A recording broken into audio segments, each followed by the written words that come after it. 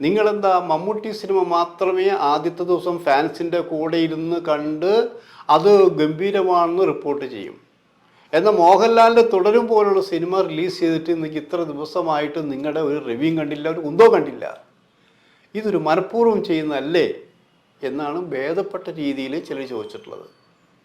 അപ്പോൾ ഞാൻ അവരോട് പറഞ്ഞ സുഖമില്ലാതിരിക്കുകയായിരുന്നു. ഈ സിനിമ തീർച്ചയായിട്ടും കാണും.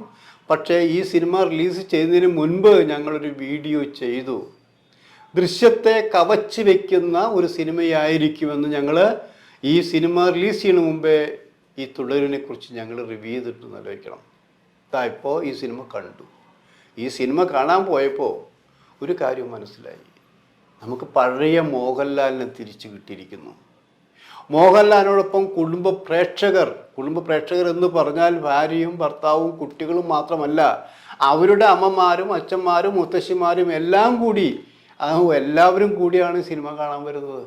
അതിൽ തന്നെ ചിലർ പല പ്രാവശ്യം ഈ സിനിമ കാണാൻ ആഗ്രഹം പ്രകടിപ്പിച്ചിട്ടുണ്ട്. അപ്പം അത്രമാത്രം കുറേ കാലത്തേക്ക് ഇനി ഈ വർഷം മോഹൻലാലിൻ്റെ ഒരു സൂപ്പർ ഹിറ്റ് സിനിമ ആവശ്യമില്ല എന്നുകൂടി പറഞ്ഞു തുടങ്ങിയിട്ടുണ്ട്. അത്രമാത്രം വൻ വിജയമാക്കി മാറ്റാൻ മോഹൻലാലിൻ്റെ തുടരും സിനിമയ്ക്ക് കഴിഞ്ഞിരിക്കുന്നു.